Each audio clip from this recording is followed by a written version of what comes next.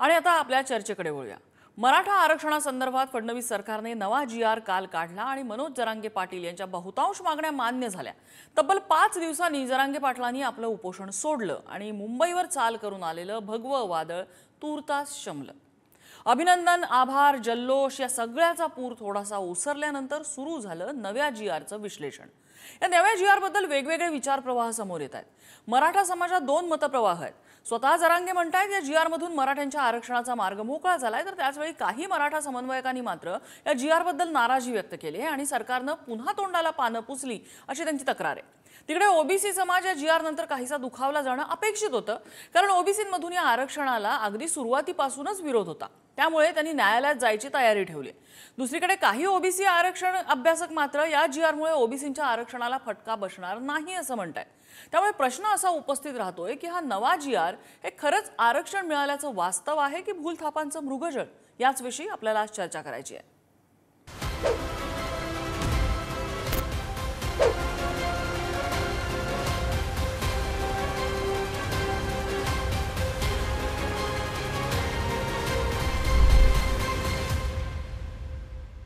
आणि चर्चेकडे वळण्यापूर्वी वेगवेगळ्या विचारांच्या प्रतिक्रिया कशा येतात मराठा समाजातनं, ओबीसी समाजातनं, आपण सुरुवातीला ऐकूया आणि चर्चेकडे वळूया। निवडणूक आली की समाजाला खेळवणं आणि मतांचा फायदा उपटणं एवढंच काम महायुती सरकार करत आहे। मुळात ज्यावेळेस जरांगे पाटलांचा मोर्चा नवी मुंबईपर्यंत आला आणि जो गुलाल उधळला गेला, त्यानंतर परत त्यांना येण्याची पाळी का आली याचं उत्तर एकत्र सरकार चालवणाऱ्यांनी एकत्ररित्या दिलं पाहिजे। ते देवेंद्र फडणवीस असू देत किंवा एकनाथ शिंदे असू देत, दोघांच्याकडून त्या प्रश्नाचं उत्तर मराठा समाजाने आधी घ्यायला पाहिजे होतं। छगन भुजबळ बैठकीला जाणार नाहीये, जी.आर. काढला म्हणून तो नाराज आहे। बैठकीवर त्यांनी बहिष्कार टाकला। याचा अर्थ असा होतो हा जी.आर. पक्का आहे।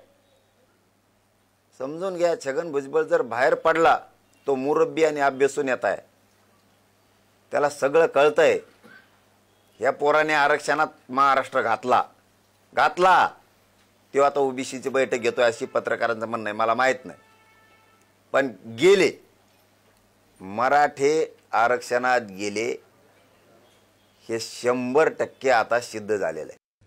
कायद्यामध्ये कुठलीही तरतूद नसताना आणि वेळोवेळी हायकोर्ट, सुप्रीम कोर्टाचे विरोधी निर्णय असताना सुद्धा, स्टेट बॅकवर्ड, सेंट्रल बॅकवर्डचा विरोध असताना सुद्धा हा जो जी.आर. काढण्यात आलेला आहे, जी.आर.मध्ये बदल काहीच नाही, जी.आर.च्या वर्डिंगमध्ये बदल काहीच नाही, पण जी कार्यपद्धती सुचवलेली आहे ती ओबीसीचं आरक्षण उद्ध्वस्त करणारी आहे। आम्हाला जेवढं जमतंय तेवढं आम्ही रस्त्यावरची लढाई मार खाऊन, हल्ले सहन करून आम्ही लढतोय। तुम्हाला काय वाटतंय ते तुम्ही करा। न्यायालयात जाणार आहात का? होय, कायदेशीर होय। मला असं वाटतं, काही लोक म्हणतात की हरकती मागवायला पाहिजे होत्या, काही लोक म्हणतात की ते यांना अधिकार आहे का। आता पाहू ना ते सगळं, आता आम्ही विचार करतो। धन्यवाद। अशा पद्धतीचा काही निर्णय होईल असं आपल्याला अपेक्षित होतं का? अपेक्षा आम्हाला काय कुणालाच अपेक्षा नव्हती। आणि याच संदर्भात आपल्याला चर्चा करायची आहे। योगेश केदार, मराठा आंदोलक आणि मराठा मोर्चाचे समन्वयक आपल्या सोबत आहेत, ज्यांचा खरं तर विरोध आहे याला। जी.आर. लवकर एवढा स्वीकारला याबाबत त्यांनी आक्षेप घेतलाय। अभ्यास करून अजून त्याच्यामध्ये काही बदल त्यांना अपेक्षित होते। त्यांच्याशी आपण बोलणार आहोत। आपल्यासोबत श्रावण डेवरे आहेत, ओबीसी राजकीय आघाडीचे अध्यक्ष आहेत, अजित चव्हाण आहेत, भाजपाचे सहमुख्य प्रवक्ते। सुरुवातीला आपण योगेश केदार यांच्याकडे जाऊया। योगेश केदारजी, काय आक्षेप आहेत? तुम्ही म्हणताय सरकारकडून पुन्हा फसवणूक झाली आहे, का वाटतंय असं?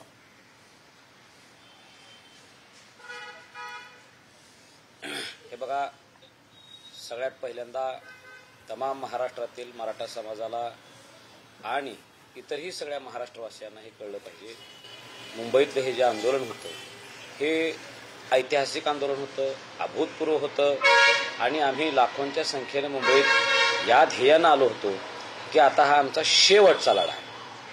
आणि त्या शेवटचा लढा लढत असताना न्यायालयानं किती जरी अडचणी आडकाठे न्यायालयाच्या माध्यमातून उभा केलेल्या असल्या सरकारने, तरी आम्ही त्याला दाद न देता आम्ही ठासून त्याच्या विरोधात सगळे दटून उभे होतो। सरकारच्या लोकांनी सुरुवातीला दखल घेतली नाही, बाकी सगळ्या गोष्टी झाल्या। परंतु ज्या वेळेला शिंदे समिती आपले विखे पाटलांच्या सोबत उपसमितीचे सगळे लोक आले. त्या तिथं जरांगे पाटलांच्या जवळ सगळ्यात जवळ उभा असणाऱ्यापैकी मी एक होतो. जरांगे पाटील आणि विखे पाटील साहेब नेमकं काय संभाषण करायला लागलेत हेही मी ऐकलं. आणि ते ऐकत असताना मला हळूहळू चुनूक जाणीव व्हायला लागली की कुठेतरी शब्दाच्या खेळामध्ये हे सरकार अडकवायच्या परिस्थितीत आहे. पण मी शांत होतो, मला काही विषय नव्हता. पण त्यांनी विखे साहेबांनी एक आणलेला कागद सह्या करायला सुरू केला आणि ते सह्या करून जरांगे पाटलांच्या पुढे ठेवायचा विषय घेतला. जरांगे पाटलांनी ते वाचायचं हे सगळा विषय केलेला. मग आमच्यासारख्यांना त्यांनी विचारलं की बाबा हां ते सह्या झाल्यानंतर मग जरांगे पाटलांनी विचारलं की काही आपण अभ्यासकांना देऊ. मग त्याने तो कागद माझ्या हातात दिला. मी सुरुवातीला अजून एकदा सांगू इच्छितो की हा माझ्या कुळाचा उद्धार आहे. आमच्यासाठी मनोजदादा जरांगे पाटील म्हणजे ह्या 6 कोटी मराठा समाजाचे सर्वोच्च नेते. त्यांनी माझ्याकडे एखादी जबाबदारी सोपवणं म्हणजे सगळ्या महाराष्ट्रातल्या मराठ्यांनी ती जबाबदारी माझ्याकडे सोपवणं होतं. त्यांनी विचारलं मला की यात काय खरं आहे काय खोटं आहे, त्यात काय कमी जास्त असेल ते तुम्ही मला समजावून सांगा, सरकारने आपल्याला फसवायला नाही पाहिजे. ते असं वाक्य ऐकल्यानंतर आम्ही कडेला गेलो आणि त्यानंतर आम्हाला लगेच स्पष्ट जाणवलं की ह्या GR जो काही येणार आहे, अजून तोपर्यंत GR पूर्ण हातात पडलेला नव्हता. तो मंत्रिमंडळ उपसमितीच्या निर्णयांची फक्त यादी जंत्री होती. त्याच्या शब्दात सुद्धा लक्षात आलं होतं की आपल्याला सरकार फसवायच्या गेममध्ये करायला लागलेला आहे. आम्ही लगेच पाटलांच्याकडे गेलो आणि पाटलांना सांगितलं की यात काहीतरी गडबड आहे. आता तुम्हाला मी हे अजून एक सबमिट करू इच्छितो की त्या क्षणाला मी जर हो मध्ये हो मिसळला असता तर इतिहासानं येणाऱ्या काळामध्ये मला सरकारचा दलाल म्हणून लक्षात ठेवलं असतं. उद्या चालून जर काही कमी जास्त झाले असते जरांगे पाटील म्हटले असते की अरे तो योगेश केदारनं हा म्हटलेला, योगेश केदार हो म्हटलेला चांगलाही म्हटला होता आणि म्हणून मला काय त्यातलं माहित नाही, मला ह्या सगळ्यांनी हो म्हटल्यावर मी हो म्हटलं असं बोलले असते. म्हणून मी माझी जबाबदारी होती की 6 कोटी मराठा समाजाची दिशाभूल होऊ नये आणि ती योगेश केदारच्या हातून तरी होऊ नये म्हणून मी मनोज जरांगे पाटलांना विनंती करत होतो की दादा हे सरकार खेळ करायला लागले, अजून 1 तास आपण देऊया, थोडं तास वाचू, आपण काय GR तो ड्राफ्ट करणार आहे ते आपण वाचू. हा तर काय GR नाही, हे जे सह्या करायला लागलेत विखे पाटील वगैरे हा GR नव्हता आणि कुठल्याही GR वर मंत्र्यांना सही करायचा अधिकार नसतो. तो मंत्रालयातले उपसचिव वगैरे असं करतात. ह्या गोष्टी सांगायचा प्रयत्न करत होतो. ठीक आहे, मला थोडंसं त्यांना ऐकायचं वाटलं नसेल, समजा काय योगेश हा ठरलेल्या लाईनच्या बाहेर बोलतोय की काय असा थोडासा विषय झालेला असेल. पण माझं कर्तव्य होतं की मी मराठा समाजाला सत्य काय घडायला लागले ते सांगणं. आता नंतरच्या काळामध्ये आजही प्रोपोगंडा सुरू आहे की तिथं उपस्थित होते योगेश केदार, तर तिथं काय सांगितले नाहीत. योगेश केदार मी तर मला पुढे चमकायचं होतं, मी थोडंसं खाली होतो. आज मी तुमच्या माध्यमातून मनोज जरांगेंनी स्वीकारण्यामध्ये थोडीशी घाई केलेली असू शकते कदाचित. ठीक आहे, तुमचं निरीक्षण आपण लक्षात घेतलेलं, रजिस्टर केलंय. आक्षेप कुठल्या बाबींवरती आहे? हा, आता आक्षेप असा विषय आहे, ज्यावेळेस GR आला आणि आम्ही सगळेजण वकिलांनाही घेऊन उभा होतो त्यावेळेस आम्ही पाटलांना विनंती किती अजून थोडंसं तास वाढवा आणि ते वकिलांचंही म्हणणं आलं की अरे ह्याच्यामध्ये शब्दात फार हे केलेलं आहे. आता समजा कुठलाही GR जो वाचायचा असतो तो वाचत असताना आपण पहिला विषय हा वरच्या कोपऱ्यात विषय असतो, तुम्हाला दिसत असेल तर तो वाचत असताना सुरुवातीला हैदराबाद गॅझेटियर त्यात उल्लेख केलेला. हैदराबाद गॅझेटियर मधील नोंदी विचारात घेऊन मराठा समाजाच्या पात्र व्यक्तींना कुणबी किंवा मराठा कुणबी किंवा कुणबी मराठा जातीचे प्रमाणपत्र देण्यासाठी कार्यपद्धती विहित करण्याबाबत. आता पात्र व्यक्ती म्हणल्या बरोबर तुमच्या सगळ्याच असं एक मोठी ही येऊन गेली, लिमिटेशन इथं टाकलेले आहे ह्याने. आणि त्याच्यामध्ये जे कुणबी आहेत पूर्वीचे, जे मराठा कुणबी आहेत पूर्वीचे, जे कुणबी मराठा आहेत ज्यांच्याकडं सर्टिफिकेट आहे, नोंदी आहेत, अशाच माणसांना पुढे हे मिळणार आहे हे त्यात स्पष्ट होत होतं. बाकी प्रस्तावना जी आहे ती फार मोठ्या स्वरूपात अशी लिहिलेली आहे, त्या प्रस्तावनेला काही अर्थ नसतो. हे प्रस्तावना 3 पानाची प्रस्तावना त्यांनी केलेली आहे आणि त्या प्रस्तावनेला काही इन्फोर्सेबल ते प्रस्तावना नसते. आता थेट आपण शासन निर्णयामध्ये येऊ. 2 मिनिटात जर कळालं तर हे काय आम्हाला म्हणायचं होतं अभ्यासक म्हणून, एक आंदोलक म्हणून आणि ही ओबीसी आरक्षणाची मागणी सुरू करणारे कार्यकर्ता म्हणून माझं असं एक म्हणणं होतं की बाबा आपण वाचू आणि ह्याच्यामध्ये ज्या अडचणी येणार आहेत दादा आपण त्यात फक्त सुधारणा करू ना, ह्याला देऊया वेळ. ह्या अडचणी होणार आहेत, ह्याला सरकारनं अजून ह्यात बदल करावा. आपल्याला लगेच काय असं दिल्या स्वीकारायचं असं एवढं काय अर्जन्सी होती. मग मी त्यांना म्हणालो की ह्या GR मध्ये वेळ आहे ना मॅडमजी, थोडं वाचून दाखवल्यानंतर म्हणजे उणिवा त्रुटी कळतील लोकांना. अगदी 1 मिनिटभर तुम्ही अजून घेऊ शकता. हा, तर शासन निर्णय जो काही केलेला आहे कालचा तो असा आहे. संदर्भाधीन वाचा क्रमांक 1 व क्रमांक 3 अन्वये जात प्रमाणपत्र देणे व त्याची पडताळणी करणे याकरिता सन 2001चा महाराष्ट्र अधिनियम क्रमांक 23 व त्या अंतर्गत कार्यपद्धती निश्चितीकरिता नियम तयार करण्यात आलेले आहेत. म्हणजे ते आधीचा जो काही ऍक्ट आहे त्याचं ते काय निश्चित ते नियम ठरलेले आहेत ऑलरेडी. म्हणजे आता ह्यात काय नवीन दुसरं काय नाही. यामध्ये हैदराबाद गॅझेटेर मधील नोंदी विचारात घेऊन हा वाक्य आम्हाला थोडंसं अनुकूल वाटतंय. पण आता ह्याच्या पुढची मेक अशी आहे, हैदराबाद नोंदी विचारात घेऊन मराठा समाजाच्या पात्र व्यक्तींना, जो आता मराठा समाजाचे कोणते कोणते पात्र असतील त्याच्या सुद्धा कुणबी, मराठा कुणबी किंवा कुणबी मराठा जातीचे प्रमाणपत्र मिळवण्यासाठी चौकशी करून सक्षम प्राधिकाऱ्यास सहाय्य करणाऱ्याच्या दृष्टीने अहवाल देण्यासाठी गाव पातळीवर खाली समिती गठीत करण्यात येत आहे. आता ही समिती ग्राम महसूल अधिकारी, ग्रामपंचायत अधिकारी, सहाय्यक कृषी अधिकारी अशी एक समिती, ती कुणासाठी असिस्टंट करणार आहे तर सक्षम प्राधिकाऱ्याला. आता ह्या समितीचा उपयोग ज्या गावात कुणबी नोंद आहे तिथंच होणार आहे. लक्षात घ्या, असे मराठवाड्यातले शेकडो गाव आहेत की तिथं तुम्हाला ते गावात अख्ख्या कुणबी नोंदच नाही. त्यासाठी ह्या समितीचा काही उपयोगच नाही ना. शिंदे समितीला जर सापडलं नसेल कुणबी नोंद तर पुढे सापडण्याची काही शक्यता नाही. दुसरी गोष्ट, मराठा समाजातील भूधारक तसेच भूमिहीन, शेतमजूर किंवा बटेनी शेती करणाऱ्या आपल्या व्यक्तीकडे जमिनीची मालकी असल्याचा पुरावा नसल्यास त्यांनी 23/10/2067 पूर्वी किंवा त्यांचे पूर्वज संबंधित स्थानिक क्षेत्रामध्ये राहत असल्यावर प्रतिज्ञापत्र सादर करावे. आता ज्यांच्याकडे नोंदीच नाही, ज्यांच्या शेत विकलेले असतील, त्यांचे वंशज राहत असतील, अशा लोकांसाठी सुविधा करण्याची भाषा त्यांनी चांगली गोष्ट आहे, यात काही चुकीचं नाही. पण त्याच्या पुढे जे काही मेख आहे ह्याच्यातनं मराठा समाजाच्या बऱ्याच अडचणी वाढत जाणार आहेत. ती चौकशी करून आता ह्यात काय म्हणले, प्रतिज्ञापत्राच्या आधारे दिलेल्या अनुषंगिक पुरावे सक्षम प्राधिकारी यांनी स्थानिक चौकशी करून खातरजमा करावी. म्हणजे जे प्रतिज्ञापत्र द्यायला त्याची आधी चौकशी करा, जो नियम आहे. कुणी असं मुद्दा लक्षात आला की प्रतिज्ञापत्र या सगळ्या प्रक्रियेमधला मोठा अडचणीचा भाग आहे असं तुम्ही म्हणताय. ठीक आहे, आपण पुन्हा येऊया. आपल्याकडे अजून ओबीसी समाजाचे सुद्धा प्रतिनिधी आहेत, त्यांचाही आक्षेप आहे या सगळ्यावरती, विविध बाबींवरती. शेवटी मी अजित चव्हाणांकडे, श्रावण देवरेजी, ह्या GR कडे कसं बघताय? आणि ओबीसी समाजामध्ये जे दोन मतप्रवाह आहेत ते म्हणतात की आमचं आरक्षण अडचणीत आहे, दुसरे म्हणतात आरक्षणाला काय आमच्या फार धोका लागणार नाही. तुमचं मत काय आहे? मी बोलू का? हो, श्रावण देवरेजी बोला. महाराष्ट्र सरकारने 2 GR जरांगेच्या हातात ठेवले आणि त्याच्यानंतर एकनाथ शिंदे माननीय उपमुख्यमंत्री यांनी पत्रकारांना सांगितलं की उद्यापासूनच अत्यंत खालच्या पातळीवर जाऊन मराठ्यांनी कुणबी प्रमाणपत्र ताब्यात घ्यायचं आहे आणि सवलती घ्यायच्या आहेत. आता त्यांचा हा जो शब्द आहे खालच्या पातळीवर जाऊन, याचा संदर्भ त्यांनाच माहिती, परंतु माझ्या माहितीप्रमाणे महाराष्ट्र सरकारने अत्यंत खालच्या पातळीवर जाऊन हे 2 GR काढलेले आहेत. खालच्या पातळीवर जाणं म्हणजे काय? सुप्रीम कोर्टाचे निर्णय नाकारणे, निकाल नाकारणे, हायकोर्टाचे निकाल नाकारणे, राज्य सरकारांनी जे 8 आयोग नेमले होते त्यांचा निर्णय, त्यांचा अहवाल अमान्य करणे, तज्ञ लोकांचे अहवाल आहेत ते काही असे सोनोबोमेचे अहवाल नाही किंवा अडाणी लोकांनी लिहिलेले अहवाल नाही आहेत, तज्ञ लोकांचे अहवाल आहेत. हे सगळ्या गोष्टी नाकारून, म्हणजे संविधानिक संस्थांना नाकारून, संविधानिक आयोगांना नाकारून अत्यंत खालच्या पातळीवर जाऊन महाराष्ट्र सरकारने हे 2 GR काढलेले आहेत. आणि हे जे काही सरसकट कुणबीकरण आता त्यांचं चालू आहे, म्हणजे जरी तो सरसकट शब्द तिथं नसेल, पण एकनाथ शिंदेचा सांगण्याचा उद्देश हा होता की उद्यापासून तुम्ही सगळे जा आणि सांगा की मी मराठा आहे आणि मला कुणबी प्रमाणपत्र द्या, त्या गॅजेटमध्ये काय खाडाखोडी करायची ते करा.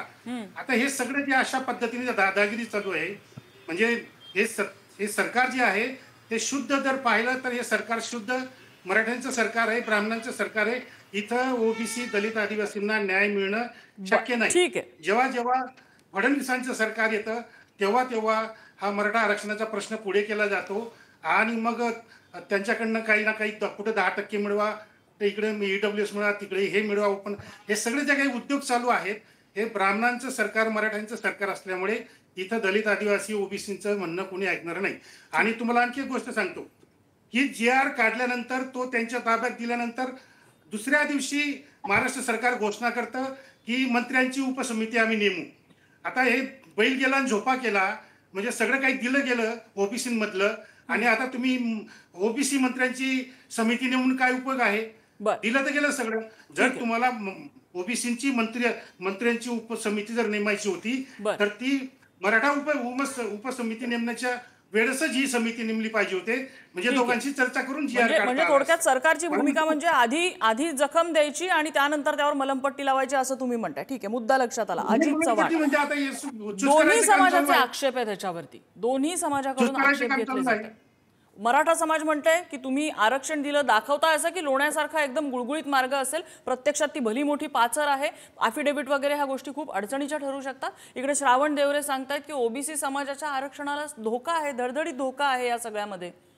अजित चव्हाणजी. जी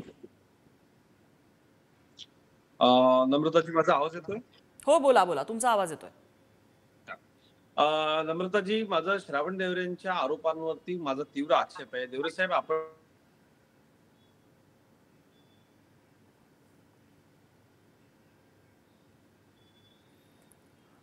अजित चव्हाण यांच्याशी संपर्क आपला सध्या तुटलेला आहे, काहीतरी नेटवर्कचा इश्यू असू शकतो यामध्ये. मात्र आक्षेप हे दोन्ही समाजाकडनं घेतले जातात. मराठा समाजाचाही आक्षेप आहे, ओबीसी समाजाचाही आक्षेप आहे. आता जसं आपल्याला योगेश केदार सांगत होते की यामध्ये ॲफिडेव्हिट हा जो महत्त्वाचा मुद्दा आहे, ही मुख्य मेख असू शकते यामध्ये. ते ॲफिडेव्हिट कदाचित चॅलेंज केलं जाऊ शकतं.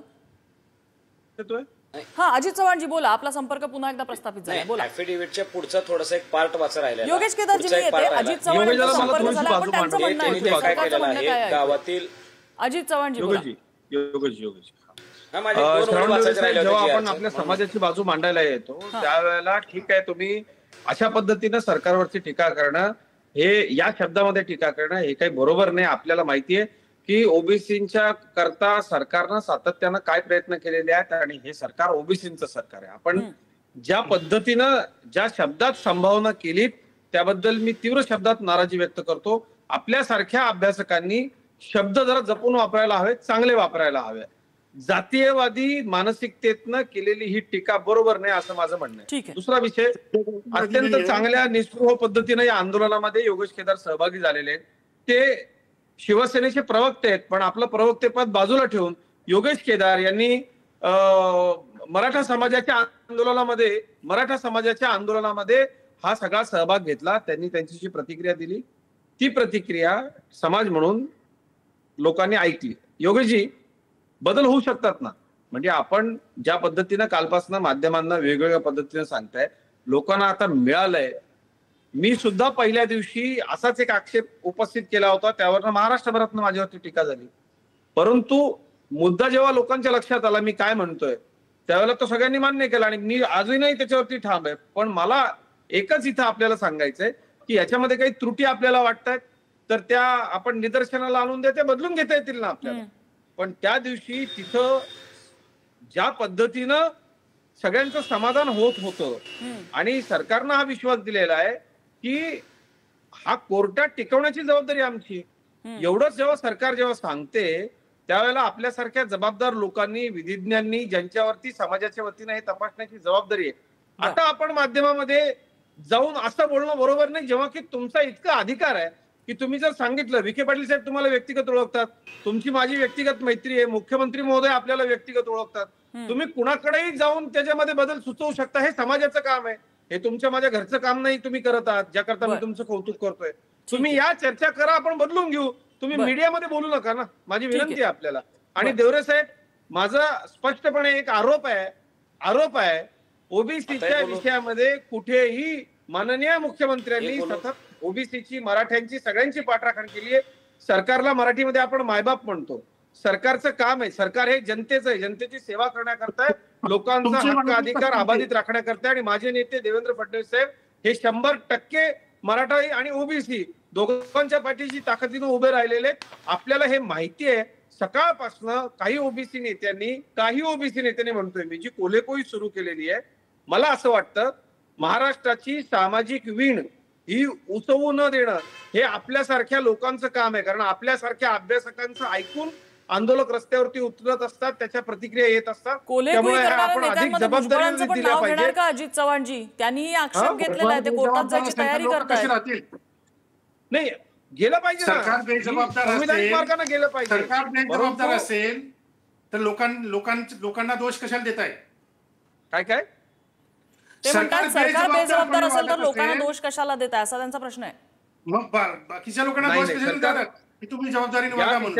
सरकार जे लोक जे बघा याच्यातनं काय होणार आहे, जो ओबीसी आहे ज्याचा जो हक्क आहे त्याला तो मिळेलच ना, दुसऱ्याचा हक्क कसा मारणार? आणि एक गोष्ट सुप्रीम महत्वाची आपण कोर्टाचा लक्षात घ्या, निकाल- याच्यामध्ये सुप्रीम कुठल्याही कोर्टाचा- मराठा समाजाला सरसकट टाकलंय का ओबीसी मध्ये? अजिबात टाकलेलं नाहीये. ठीक आहे, ठीक आहे, आपण ठीक आहे. न्यायालयामध्ये जा, आपल्याकडे आपण अगदी सरकारला शेवटची विचारा, 2 मिनिटं निश्चितपणे आहेत. विचारा. शेवटची 2 परंतु मिनिटं आहेत. आरोप प्रत्यारोपांपेक्षा आपण समाज- मुद्द्यावरती आमच्या- बोलूया. आरोप प्रत्यारोपांपेक्षा आपण आमच्या- मुद्द्यावरती बोलूया. हे काय बरोबर? मी योगेश केदार यांच्याकडे येते. योगेश केदारजी, थेट आपण पॉइंट सांगा मला की आता कोर्टात जायची तयारी ओबीसी समाजाकडनं होते, मराठा आरक्षणाला विरोध असलेल्या अनेकांकडनं होते. कुठले मुद्दे यातले चॅलेंज हे होऊ आम्हाला शकतात? माहिती ते जातील, आम्ही ते कोर्टात टिकवून दाखवू. ठीक आहे. योगेश केदारजी, कुठले मुद्दे चॅलेंज होऊ शकतात? अजितराव असं आपलं तोंडी म्हटलं झालंय की आम्ही कुठल्याही कोर्टात टिकवायला जाऊ, काय जाऊ, असं सगळं तोंडी सुरू आहे. एक लक्षात ठेवा, आपल्या देशामध्ये लोकशाही आहे. त्या लोकशाहीमध्ये आपल्याला न्यायालय व्यवस्था सुद्धा आहे. न्यायालयीन व्यवस्था जर काही विधिमंडळ काही कायदा करत असेल, कायदा म्हणतो, विधिमंडळात केलेले कायदे सुद्धा चॅलेंज होते. उदाहरणार्थ आमच्या मराठा समाजासाठी केलेला देवेंद्र फडणवीस साहेबांनी केलेला कायदा 2017-18चा तो न्यायालयात चॅलेंज केला गेला. देवेंद्रजी ज्यावेळेस सत्तेमधून हटले उद्धव ठाकरेंच्या नाकर्तेपणामुळं तो कायदा आमचा रद्द झाला. ह्याच्याही पुढे जाऊन सांगतो, शिंदे साहेबांच्या वेळेसही परत एकदा कायदा आम्हाला सामाजिक आणि शैक्षणिक मागास ठरवलं, पण देत असताना पुन्हा एकदा 50% वरचं दिलेलं आहे. आमचं असं साधं म्हणणं होतं, हे सगळ्या गोष्टी करायची गरजच नव्हती. आता याच्यात बऱ्याच गोष्टी आहेत, म्हणजे नातेसंबंधातील कुळातील असला तरच देणार. आम्हाला असं वाटत होतं की मराठवाड्यातला जो काही मराठा आहे हा सगळाच आम्ही गॅजेटेनुसार कुणबी धरणार आहे, गृहीत धरणार आहे आणि त्यांना ओबीसी आरक्षण मिळेल. हाही आमचा प्रश्न होता, तो काही आम्हाला मिळालेला नाही. आता तोंडी आश्वासन आम्हाला मिळालं काल. होणं शक्य नाहीये, कायदेशीर अडचणी आहेत त्यामध्ये, हे स्पष्ट कालच केलेलं होतं. मग त्यातनं वे आउट काय निघू हे शकतो, तर हा पर्याय सरकार समोर आलाय सरकारकडनं. सरसकट कुणबी देत नाही. जरांगेंच्या मागण्यांवरती आक्षेप उचलत होतो त्यावेळेला मला दम दिला गेला, शिव्या दिल्या गेल्या, मला हो आता अजित दादा आता तुम्हाला वाईट एक वाटतंय. मिनिट. माझं म्हणणं काय माहितीये का, हे बघा शेवटी दादा, सत्य ऐका. लपून राहत नाही. मी दादा. तेच सांगत होतो, सत्य सांगत होतो. आपली दादा मागणी मला दादा माहिती एक मिनिट आहे. ऐका ना, एक मिनिट ऐका. मला कायदेशीर त्यांचा- गोष्टी अजित सांगा. चव्हाणजी, आपण त्यांचा आक्षेप ऐकूया. माझं त्यांचा काम आक्षेप आहे. जे ऐकूया आपण. मिळतंय, माझं असं मत आहे. त्यांचा आक्षेप जे ऐकूया. मिळतंय थोडक्यात ते थोडक्यात घेतलं योगेश पाहिजे. केदार, थोडक्यात एक माझ्याकडे टप्पा वेळ आपण कमी आहे. पुढे जाऊ. हे काय आंदोलन संपलंच आहे समाजाचा, अशातला काही भाग नाहीये. तुम्ही लोक आहात अजून, आम्ही आहोत. अहो, समाज हे म्हणून जे आपण मिळ- पुढे जाऊ शकतो. अहो, हे- चर्चा करा ना. आपल्याला मुख्यमंत्री ओळखतात, उपमुख्यमंत्री ओळखतात, मिळते विखे ते पाटील घ्यायला. ओळखतात, मी अहो, ओळखतो, आम्ही ऐका ना. सगळे ओळखतो. ओ, त्यांचा ओ, आक्षेप दादा, घेऊया ना ऐका. आपण. तुमचा अहो, ऐका, हो. मुद्दा लक्षात आला, अहो, त्यांनी दादा, चर्चेला यावं, मुद्दा आम्हाला- लक्षात आला, त्यांनी तो दादा, रजिस्टर केलाय. तयार करू योगेश केदार, तुमचा दादा point सांगा. अजितराव आपण या- अजितराव आपण आमच्या 2-4 पोरांनी इथं त्यांचं बलिदान गेले. पुन्हा एकदा बलिदान गेलेलं आहे. लक्षात अहो, ठेवा, माझे पण मराठा आहे. समाजाच्या अनेक बलिदान हे आंदोलन उभं राहिल्यापासून गेलेलं आहे. माझं म्हणणं आहे का आता माझं ऐका, संविधान ऐका हो अजित दादा, ऐका ना. हे तुम्ही द्यायला म्हणजे उपकार केला का? काय दिलाय तुम्ही? शिंदे समितीचे अहो तुम्ही हा जी आर वाचलाय का? शिंदे समितीनं ज्या कुणबी नोंदी शोधल्या त्यांनाच ते मिळणार आहे. त्याच्या व्यतिरिक्त काय झाले? आमच्या मराठवाड्याच्या भोळ्या भाबड्या माणसाच्या समाजाचा विश्वास होता की आम्हाला सगळ्याला कुणबी धरून देईल. हैदराबाद सातारा गॅझेटेत त्यांनी 2 महिन्याचं आश्वासन दिलं. शिंदे साहेबांनी ज्यावेळेस वाशीवरनं परत जाताना जे आश्वासन दिलं होतं ते आजही पूर्ण झालेलं नाही सगळं सोयऱ्याचं. माझं असं म्हणणं आहे, तोंडी आश्वासनाला काही महत्व नाही. माझं काम होतं समाजाला सांगणं की हे सरकार फसवतंय आणि सरकारनं स्वतःचा विजय मिळवलेला आहे. समाजाची आमच्या फसवणूक केलेली आहे. हा, तुम्ही म्हणत असाल जेवढं मिळालं तेवढं घ्या, तर ते काय जरांगे पाटला जेवढा दरारा होता की त्यांनी डायरेक्ट विखे पाटलाला सांगून तेवढं करून घेऊ शकले असते. माझ्याकडे शेवटची 30 सेकंद आहेत. आताचा जो जी आर आहे त्या जी आर मध्ये ओबीसी समाजाने मुख्य जो आक्षेप घेतलाय ती जी प्रक्रिया आहे ऍफिडेव्हिट आणि हे सगळं देण्यासंदर्भात ओबीसी समाजाचा मुख्य तिथे आक्षेप आहे, त्याबद्दल सांगा. हे बघा, तुम्ही जात वैधता प्रमाणपत्र मिळवताना ज्या कसोट्या पाहिल्या जातात किंवा एखादी जात मागास आहे किंवा नाही यासाठी ज्या काही कसोट्या मंडल आयोगाने लावल्या आहेत, तो केंद्रीय आयोग आहे, कालेकर आयोग आहे, केंद्रीय आयोग आहे, 8 राज्य मागासवर्गीय यांच्या सगळ्या कसोट्यांमध्ये कुठेही गॅजेटचा उल्लेख नाहीये. कुठेही गॅजेटचा उल्लेख नाही. पहिल्यांदा तिथंच प्रॉब्लेम होतोय की यांनी त्यांनी शब्द दिलेले आहेत. बाकीच्या ज्या कसोट्या आहेत, देवरे साहेब तुमचं जे तुम्ही जो काही देवरे साहेब तुम्ही जो काही त्या कसोट्यांच्या कुठे विचार मंडल कमिशनचा जो कुळकुळा वाढवत आहे ना, त्याला आर्यन साहेबांच्या जजने म्हटलंय की मंडल कमिशन इज कॉन्स्टिट्युशनल फ्रॉड. ठीक आहे. त्यामुळे मंडल आयोग कालेलकर त्याच्यावर काय मत आहे? मंडळाने ठरवलेलं नाही, मंडळाच्या याद्या सगळ्या नाकारलेल्या आहेत नक्की आहे, हायकोर्टाने. एक नक्की आहे, श्रावण देवरे आणि योगेश केदार यांनी जे मुद्दे सांगितलेले त्यावरून एक नक्की आहे की कालचा जो GR निघालेला आहे त्यामध्ये आक्षेपार्ह बाबी आहेत का? तर दोन्ही समाज म्हणतात की यामध्ये आम्हाला आक्षेप घेण्यासारख्या बाबी आहेत. आता पुढे काय तर त्याचा अभ्यास व्हायला हवा, काहीतरी समाधान मिळणारं एक सोल्युशन त्यावरती काढायला हवं. अन्यथा पुन्हा एकदा समाजाच्या तोंडाला पानं पुसली असे जर आरोप होत असतील तर त्याचं निराकरण करण्यासाठी सरकार काय करणार आहे, कशा पद्धतीने चर्चा करणार आहे, त्या चर्चेअंती काय तोडगा निघणार आहे हे आपल्याला बघावं लागेल. या चर्चेसाठी सगळ्या मान्यवरांनी वेळेला सगळ्यांचे आभार. आजचा धुळा इथेच थांबतोय.